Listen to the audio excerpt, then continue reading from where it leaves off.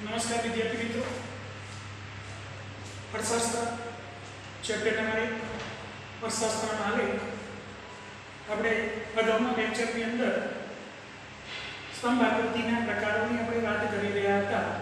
એમાં આપણે બે પ્રકારોની વાત કરી, સાદી સ્તંભ આકૃતિ અને ત્યાર પછી પાસપાસની સ્તંભ આકૃતિ આપણે અભ્યાસમાં લીધો। એના આકૃતિ કેવી રીતે તૈયાર કરી શકાય, ઉદાહરણ સાથે પણ આપણે એની સમજૂતી મેળવી। હવે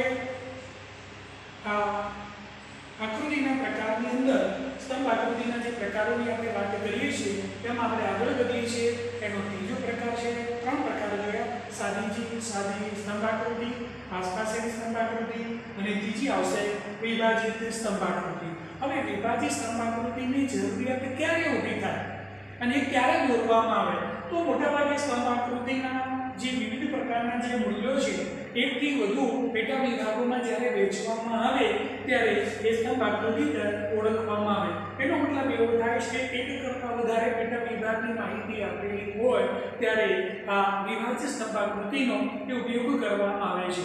મોટાભાગે આપણા શાસ્ત્રની અંદર આ પ્રકારના વિભાજિત સ્તંભ આકૃતિ અંદર અલગથી એના સ્તંભ દોરવામાં આવે છે, પણ આ શાસ્ત્રની અંદર અહીંયા એ જુદા જુદા એ સ્તંભ દોરી અને એમાં દર્શાવવામાં આવે છે। હવે આને દર્શાવવા માટે વિવિધ પ્રકારના શેડ અથવા તો વિવિધ પ્રકારના રંગનો તમે ઉપયોગ કરી અને આવી વિભાજિત સ્તંભ આકૃતિ એ તમે તૈયાર કરી શકો છો। હવે એને તૈયાર કરવા માટે આપણે કઈ કઈ બાબતો ધ્યાનમાં રાખીશું એ જોઈ લો। તો અહીંયા કાલ્પનિક જુદી જુદી વસ્તુઓના વેચાણ અથવા કોઈ વસ્તુના વેચાણ અંગેની કોઈ 6 માસ દરમિયાનની વિગત આપણને આપેલી છે, એ ગ્રામ્ય વિસ્તારમાં, શહેરી વિસ્તારમાં અને કુલ કેટલું વેચાણ થયું છે એવી બે વિગત આપણને આપેલી છે। તો વિદ્યાર્થી મિત્રો એની વિભાજિત સ્તંભ આકૃતિમાં કેવી રીતે દર્શાવી શકાય એની આપણે વાત કરીશું। આ જે કંઈ આંકડાકીય માહિતી છે કાલ્પનિક છે, એટલા માટે એનો સ્ત્રોત કયો લખીશું? કાલ્પનિક સ્ત્રોત આપણે લખીશું। તો માસ આપેલા છે જાન્યુઆરી, ફેબ્રુઆરી, માર્ચ, એપ્રિલ, મે અને જૂન। આ સમય દરમિયાન કોઈ વસ્તુના વેચાણ અંગેની એ વાત આપેલી છે। તો એના એકમો છે ગ્રામ્ય વિસ્તારમાં જાન્યુઆરીમાં 30, 40 કુલ 70 એકમ, 35, 80, 115 એકમ, 40, 70, 110 એકમ, એપ્રિલમાં 20, 30 ટોટલ 50 એકમ, મે માં 35, 50 અને 50 એકમ અને જૂનમાં 40, 80 અને 120 એકમનું અહીંયા વેચાણ થયું છે એવું આપણે આવ્યું। હવે એના માટેની આપણે આકૃતિ કેવી રીતે તૈયાર કરીશું, એ વિભાજિત સ્તંભ આકૃતિ કેવી રીતે તૈયાર કરીશું એ તમે જોઈ લો।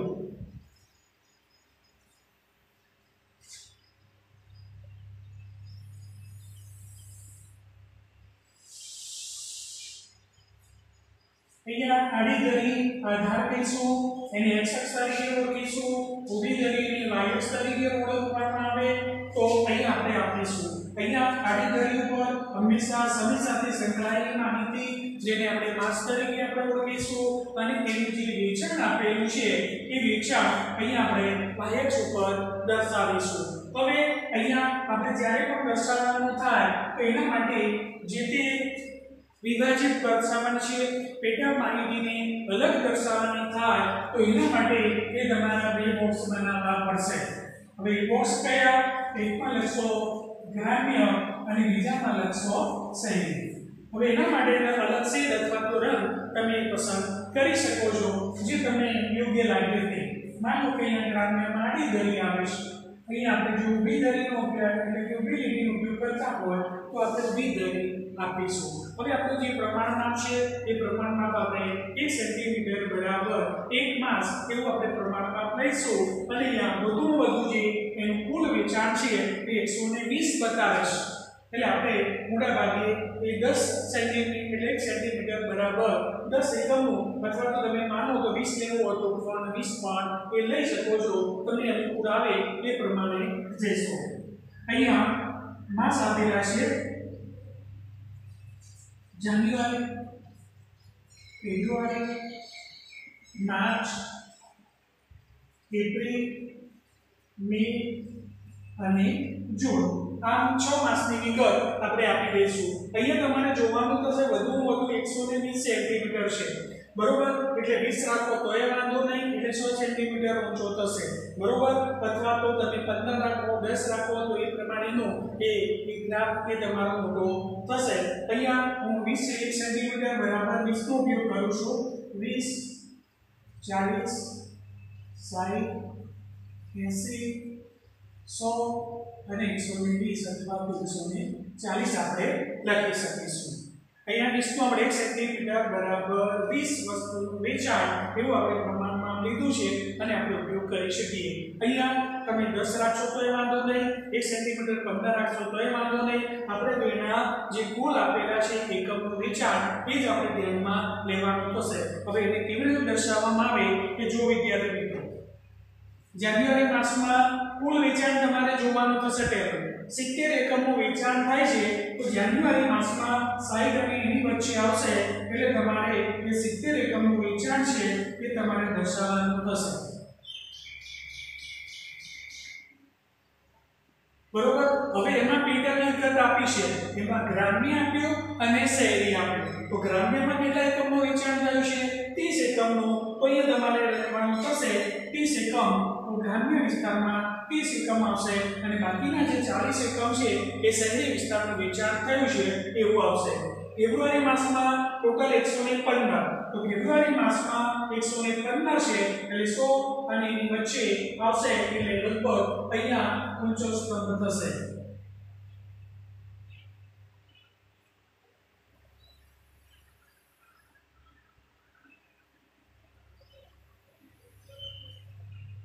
હવે એમાં પણ પેટા વિભાગ ગ્રામ્ય વિસ્તારમાં કેટલા 35 એટલે અહીંયા 40 અને 30 અને એનાથી વચ્ચે 5 એટલે અહીંયા તમારે એક ભાગ આપી દેવાનો અને બાકીનો ભાગ રહ્યો એ 80 એકમનું વેચાણ એ શહેરી વિસ્તારનું છે એવું આપણે કહીશું માર્ચની અંદર ટોટલ વેચાણ છે 110 એકમ તો માર્ચની અંદર 110 એટલે 100 અને 120 ની વચ્ચે આવશે એટલે તમારે અહીંયા બતાવવાનું થશે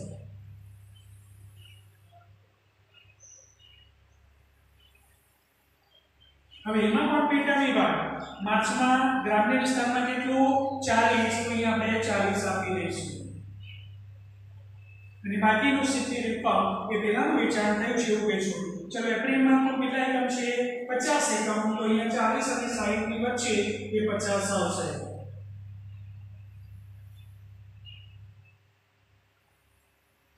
હવે એમાં પણ પેટા ગ્રામ્યમાં 20 અને શહેરમાં 30 20 તો 20 ની સામે આપણે એક આઈડેન્ટિટી દોરી દઈશું એટલે કે આવશે મેમાં 35 અને 50 ટોટલ 85 મેની અંદર 85 આવે છે એટલે 80 અને 5 એટલે અહીંયા તમારો આટલો ઊંચાઈનો એ સ્તંભ થશે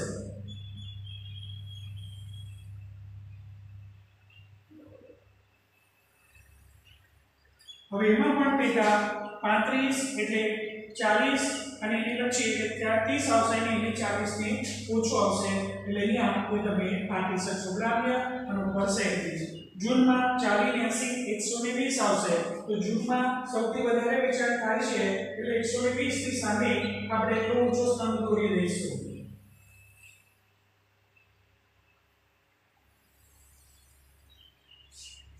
હવે એમાં પણ 40 ગ્રામ્યમાં છે અને 80 શહેરમાં છે એટલે 40 તો એની સામે આપણે 40 ની સામે આપી દઈશું ગ્રામ્ય વિસ્તારનો અને બાકીનો એ શહેર વિસ્તારનો છે એવું આપણે કહી શકીશું અહીંયા તમે જુદા જુદા રંગમાં અથવા શેડની અંદર પણ આપી શકો પહેલા તમારે આ બે બોક્સ બનાવવા પડશે એટલે કે ગ્રામ્ય વિસ્તારમાં અને શહેરી વિસ્તારમાં કેટલું વેચાણ થયું છે ગ્રામ્ય વિસ્તાર માટે આપણે હવે એને આપી દઈશું અથવા દોરી દઈશું ગ્રામ્ય વિસ્તારમાં 30 છે તો અહીંયા 30 આપેલું છે તો એમાં આપણે કેવી આડી લીટીનો આપણે ઉપયોગ કરેલો છે વિદ્યાર્થી મિત્રો તો આવી રીતે આપીશું અને શહેરી વિસ્તારમાં કેટલું છે એ 40 બતાવે છે તો બાકીનો એ ઊભી લીટીનો ઉપયોગ કરેલો છે તો આવી રીતે તમે આપી શકશો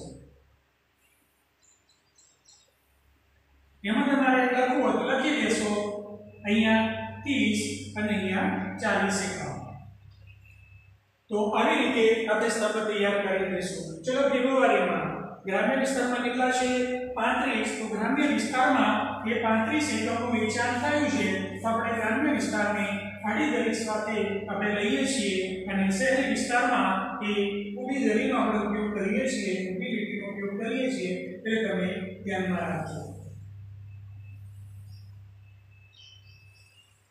અહીંયા પણ તમે લખવું હોય તો લખી શકશો. અહીંયા એ 35 આવશે અને અહીંયા 80 આવશે. એ જ રીતે માર્ચમાં 40,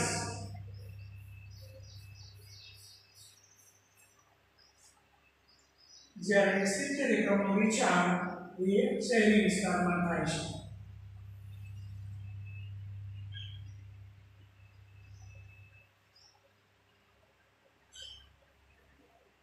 चलो एप्रिल में 20 અને 30 જે શેર પસંદ કરીએ અથવા તો કલર પસંદ કરીએ એને આપણે જાળવી રાખીએ, અલગ અલગ પસંદ કરીશું નહીં. શહેરી માટે ઊભી લીટીનો જ ઉપયોગ કરીશું, ગ્રામ્ય વિસ્તારમાં આડી લીટીનો ઉપયોગ કરીશું તો આડીનો જ આપણે ઉપયોગ કરીશું. ચલો બે માં આવે છે 35 અને 50.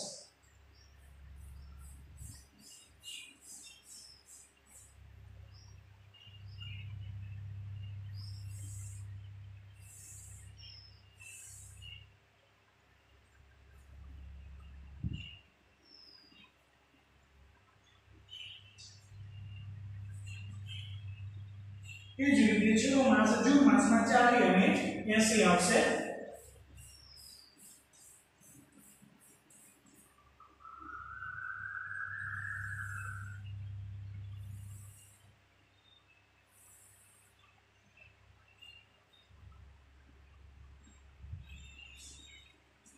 તો આ થયું આપણો વિભાજિત સ્તંભાકૃતિ. કોઈપણ માહિતી જ્યારે પેટા વિભાગમાં આપેલી હોય અને એને વિભાજિત સ્તંભાકૃતિમાં તૈયાર કરવાની હોય તો આકર્ષક આપણે વિભાજિત સ્તંભાકૃતિ કોઈપણ પ્રકારના છેડછાડ વગર ખૂબ જ સરળતાથી એ તમે દોરી શકશો. આડી ધરી x ઉપર આપણે માસ આપી દઈશું, y ધરી જેને વેચાણ એકમો આપેલા છે કુલ એને આપણે આપીશું. અહીંયા અલગ અલગ ગ્રામ્ય વિસ્તાર માટે અલગ તમારે શેડ અથવા રંગ આપવાનો, શહેરી વિસ્તાર માટે જે તમે પસંદ કરો એ પ્રમાણે રંગ અથવા તો શેડ તમે આપી દેશો. એનો ઉપયોગ આપણે જે રીતે તૈયાર કર્યું છે એમાં તમારે આપવાનો થાય છે, એટલે ખૂબ જ ધ્યાન રાખજો. પ્રમાણમાં x અક્ષ ઉપર 1 સેન્ટીમીટર બરાબર 1 માસ આપણે લીધેલું છે. y અક્ષ જે ઊભી ધરી કહેવામાં આવે તેની જુદા જુદા માહિતી આપણે આપેલી છે. હું અહીંયા 1 સેન્ટીમીટર બરાબર 20 એકમનું વેચાણ લીધું છે. 20 40 વધુ 120 તમે 15 લઈ શકો, 10 લઈ શકો, એવી રીતે પણ આપી શકો. તો આવી રીતે આપણે આપીશું. ગ્રામ્ય વિસ્તાર માટે, શહેરી વિસ્તાર માટે જે આપેલું છે પહેલા તમારે ટોટલ જે આપેલું છે 70 તો 70 ને તમારે ધ્યાનમાં રાખવાનું થશે. 115 તો 115, 110 તો 110, 50 તો 50, 85 તો 85, 120 તો 120 તમારે બતાવવાનું. હવે એની પેટા વિભાગ ગ્રામ્ય વિસ્તાર માટે, શહેરી વિસ્તાર, ગ્રામ્ય શહેરી, ગ્રામ્ય શહેરી એવી રીતે તમે આપશો તો એ સરળતાથી એ તમે આપી શકશો. તો આવી આકર્ષક સ્તંભાકૃતિ આપણે તૈયાર કરી શકીએ. એનો પ્રકાર એટલે વિભાજિત સ્તંભાકૃતિ આવી રીતે સરસ રીતે આપણે તૈયાર કરી શકીશું. તો અહીં આપણે આકૃતિના જે સ્તંભાકૃતિ હતી એના જે 3 પ્રકારો હતા, સાદી સ્તંભાકૃતિ, આસપાસની સ્તંભાકૃતિ અને વિભાજિત સ્તંભાકૃતિ એ આવી રીતે તમને બતાવી શકાય. હવે આપણે આગળ વધીએ છીએ. હવે આકૃતિનો બીજો એક આપણે અભ્યાસમાં આવે છે એ વૃત્તાંશ આકૃતિ. હવે વૃત્તાંશ એનું નામ જ બતાવે છે અંશ પ્રમાણે એ જે તે વિભાગો પાડી અને જે તે માહિતીને વર્તુળ આકૃતિ તૈયાર કરી અને એમાં દર્શાવવામાં આવે તો એને વૃત્તાંશ આકૃતિ તરીકે ઓળખીશું. અને આપણને ખબર છે કે જે કોઈ પણ વર્તુળ દોરવામાં આવે તો વર્તુળનું ક્ષેત્રફળ કેટલું થાય વિદ્યાર્થી મિત્રો? તો આપણે કહીશું કે 360 અંશ આપણને મળશે. તો 360 અંશનો ઉપયોગ કરી અને આપણે ગણતરી કરવાની થશે. હવે વૃત્તાંશ આકૃતિ એટલે શું? આવો એક ગુણનો MCQ ની અંદર પણ જો પ્રશ્ન મળે તો આપણે એને આપી શકીશું. કુલ માહિતીના પેટા વિભાગોને વર્તુળના અંશના પ્રમાણમાં જ્યારે દોરવામાં આવે તો તેને વૃત્તાંશ આકૃતિ તરીકે ઓળખવામાં આવે. શું ફરીથી એક વખતે કુલ માહિતીના પેટા વિભાગોને વર્તુળના અંશના પ્રમાણમાં જ્યારે દોરવામાં આવે છે અને જે આકૃતિ તૈયાર થાય છે તેને વૃત્તાંશ આકૃતિ એ તરીકે ઓળખવામાં આવે છે.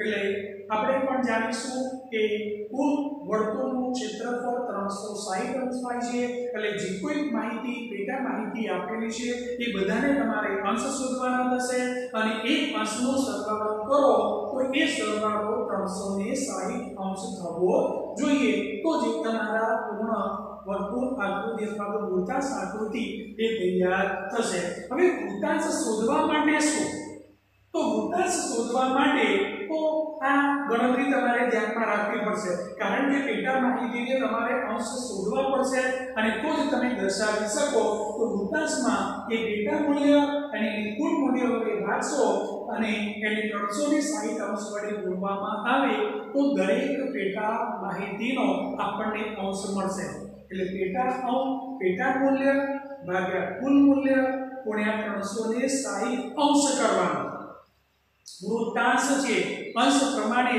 વિભાગો દર્શાવવા પડે તો 360 અંશ થશે અને એના આધારે એ તમારે દર્શાવવાનો થશે।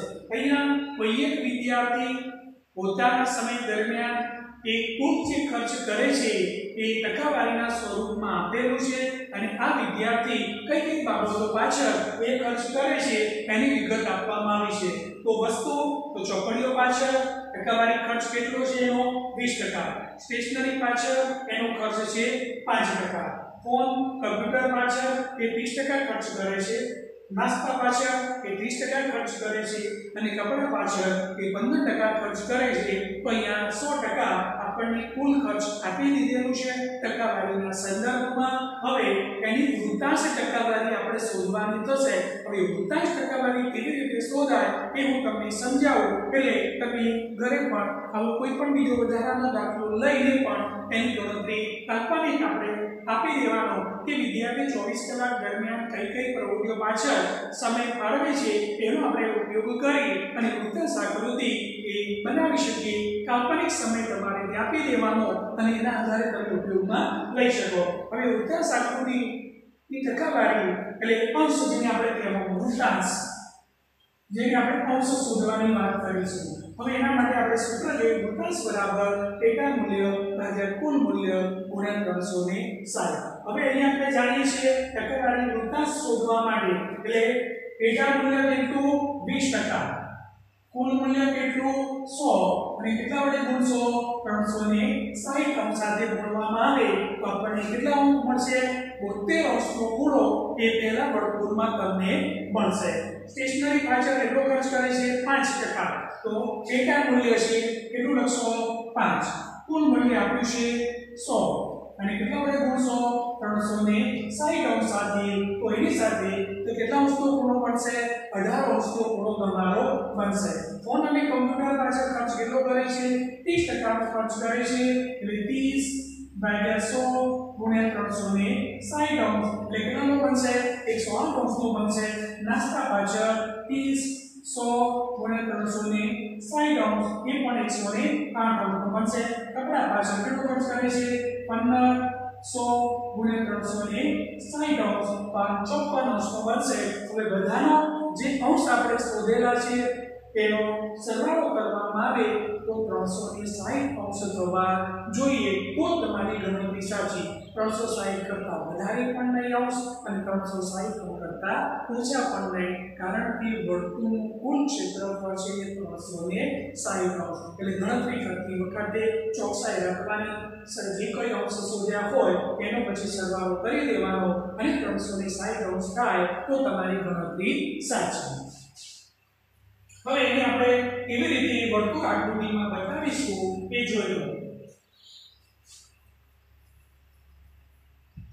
તો તમારે શું કરવાનું છે કોઈ પણ માપનો એ વર્તુળ તૈયાર કરી દેવાનું છે ગમે તે માપનું બહુ નાનું પણ નહીં બહુ મોટું પણ નહીં પ્રમાણસરનું વર્તુળ દોરશો તો આકર્ષક આકૃતિ તૈયાર થશે એ અગાઉ પણ આપણે ચર્ચામાં લઈ લીધેલું છે। તો આપણે વર્તુળ આકૃતિ એ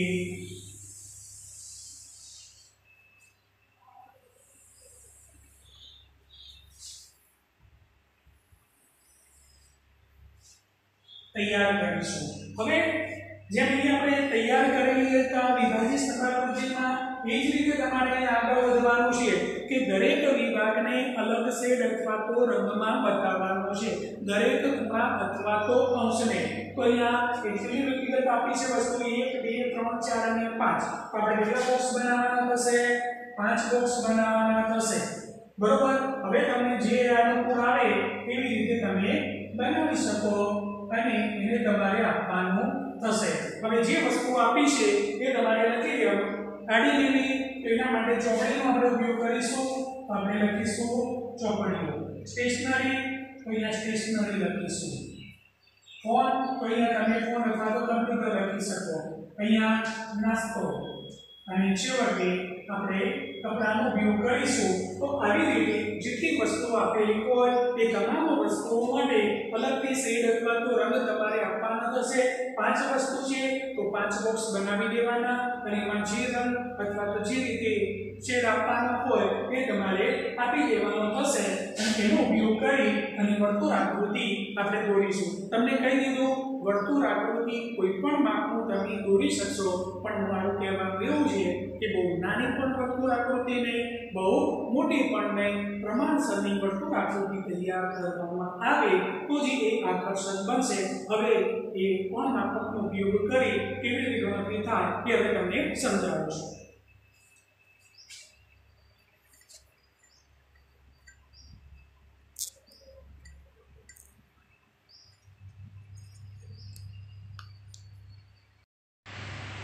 જો હવે આપણે બતાવી દીધું કે જુદી જુદી વસ્તુ અને એની શેડ કેવી રીતે આપવાનો એનો આપણે તમે બતાવી દીધું. 5 વસ્તુ છે, 5 બોક્સ બનાવી દેવાના. આપણે શરૂઆતમાં વૃદ્ધાંશ, ટકાવારી અથવા તો વૃદ્ધાંશ અંશ કેવી રીતે શોધાય એની વાત કરી. દરેકના આપણે અંશ શોધી લીધેલા છે. હવે એના આધારે કે તમારે આગળ વધવાનું થાય છે. હવે કોઈ પણ માપનું તમે વર્તુળ તૈયાર કરી હવે એના અંશ તમારે બતાવવાના થશે. મોટાભાગે જ્યાં પોઇન્ટરથી તમે આપેલું હોય તો એના આધારે તમારે આગળ વધવાનું થશે અને એનો ઉપયોગ કરી અને તમે આપી શકો. અહીંયા તમે જ્યારે વર્તુળ દોરશો એટલે ફરી તો આવી રીતે આવશે, બરોબર છે, અને એ આડી ધરી આવશે. હવે તમે જોઈ શકો તો ચોપડીઓ પાછળ કેટલા ટકા? 20%. તો કેટલા અંશનો ખૂણો બનશે? 72 અંશનો ખૂણો બને. તો તમારે જે કોણ માપક અહીંયા જે કોઈ પોઈન્ટ આપેલો છે એના આધારે આડી ધરીને ધ્યાનમાં રાખી અને દોરવાનો થશે. અને અહીંયા 0 10 20 થી સીધે જશો તો અહીંયા 2 પોઈન્ટ આવે છે એટલે અહીંયા તમારો 72 અંશનો એક ખૂણો બને. તો એને આવી રીતે તમારે જોઈન્ટ કરી દેવાનું છે. તો કેટલા અંશનો ખૂણો બન્યો? 72 અંશનો ખૂણો બનશે. સ્ટેશનરી પાછળ કેટલા? 5 ટકા થાય છે એટલે કેટલા અંશનો ખૂણો બનશે? 18. હવે તમારે જે કોણ માપક છે એને ઘુમાવવાનું છે. હવે એને આ પોઈન્ટ ઉપર રાખી અને આ ધરી તમારે ધ્યાનમાં રાખવાની છે અને પછી ત્યાંથી 18 શોધવાના થાય છે. એટલે 0 10 અને 20 આ 15 આવ્યું તો પછી 3 પોઈન્ટ લઈ લેજો એટલે 18 આવશે. તો પછી આ 18 અંશનો ખૂણો અહીંયા તમને મળશે. કેટલા અંશનો બનશે? 18 અંશનો ખૂણો અહીંયા બનશે. ત્યાર પછી ફોન અને કમ્પ્યુટર પાસે 30%, 108 અંશનો ખૂણો બનશે. તો ફરીથી પાછું કોણ માપકનું સ્થાન બદલવાનું, એને પોઈન્ટની સાથે રાખવાનું અને જે લીટી દોરી હોય ધરી બતાવી હોય એને રાખવાનું અને તમારે 108 બતાવવાના થાય છે. તો અહીંયા 100 અને 110 આવે છે અને 108 અહીંયા સામે આવશે એટલે અહીંયા તમે બતાવશો 108 અંશનો ખૂણો બનશે. બરોબર. ત્યાર પછી નાસ્તા પાછળ 30% અને એનો પણ 108 અંશનો બનશે. તો ફરીથી પાછો પોઈન્ટરને એ તમારે બદલવાનું છે એનું સ્થાન અને એને પણ આવી રીતે આપવાનું થશે અને એની આધારે તમે જશો 100 અને 108 આવે છે તો અહીંયા સાથે આગળ વધશો તો અહીંયા 108 સાથેનો મળી જશે. અને છેવટે તમે જોશો ફરીથી પાછો એને પોઈન્ટરમાં લેવાનું અને એને આધારે જશો તો અહીંયા તમે એને આધારે આગળ વધશો અને એનો ઉપયોગ કરી અને તમે જશો તો અહીંયા પણ તમને એ જ રીતે આગળ વધશે એટલે એને પાછું સ્થાન તમારે બદલવાનું થશે અને અહીંયા તમે આપી અને બતાવશો આને આધારે તો તમે જોઈ શકશો કે 54 અંશનો ખૂણો એ તમને પ્રાપ્ત થશે. એટલે 54 અંશનો મળે તો અહીંયા તમે જોશો 72 અંશ, 18 અંશ, પછી 108 અંશ આવશે, ફરીથી પાછો 108 અંશ આવશે અને છેવટે 54 અંશ આવશે. તો આમ 360 અંશ સાથેનો એ સંપૂર્ણ એ આ રીતે વર્તુળ અથવા તો વૃત્તાંશ આકૃતિ તમને મળશે. હવે અહીંયા આપણે જોઈએ છીએ કે અલગથી શેપથી આપણે બતાવવા પડે તો ચોપડીઓ એના માટે આપણે આડી ધરીનો ઉપયોગ કર્યો છે, લીટીનો ઉપયોગ કર્યો છે, એટલે આવી રીતે તમારે બતાવી દેવાનું. ત્યાં લખશો ચોપડીઓ તો પણ ચાલશે. અને કેટલા અંશનો ખૂણો છે? 72 અંશનો એ બનશે. બીજું આવે છે સ્ટેશનરી પાછળ 5% કરશે. સ્ટેશનરી માટે આપણે ઊભી લીટીનો ઉપયોગ કર્યો છે.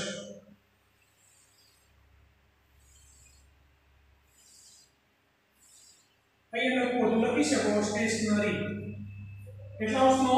18 અંશનો ખૂણો બનશે. ત્યાર પછી આવે છે ફોન અને કમ્પ્યુટર પાછળ 30% કેટલા અંશનો ખૂણો છે? 108 નો હતો. તો અહીંયા ફોન અને કમ્પ્યુટર એના માટે આપણે આનો ઉપયોગ કરેલો છે. તે તમારે દર્શાવવું હોય તો આવી રીતે આપી શકશો. શૂન્ય આપણે આપી શકીશું.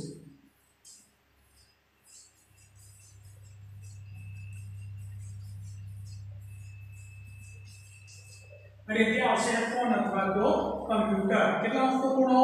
108 અંશનો બનશે. ત્યાર પછી નાસ્તા પાછળ કેટલા ટકા ખર્ચ કરે છે? 30%. એ પણ 108 અંશનો બને છે. અને એના માટે આપણે જો ગુણાકારનો આપણે ઉપયોગ કરીશું આવી ચોકડી.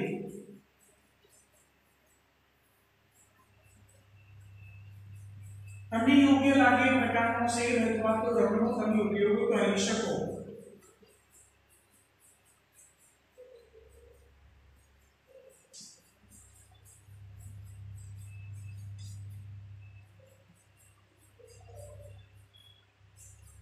બરોબર. તો આ થયો સારા પાછળ નાસ્તા પાછળ. તો અહીંયા નાસ્તા પાછળનો ખર્ચ 30% છે, એનો ખૂણો બનશે 108 અંશનો. અને છેલ્લે આવે છે કપડા પાછળ 15% ખર્ચે છે, એનો 54 અંશનો ખૂણો બનશે. તો અહીંયા આપી શકાય. અને એના માટે સરવાળાનો ઉપયોગ આપણે કરીએ છીએ. તો આવી રીતે કે તમે આપી શકશો.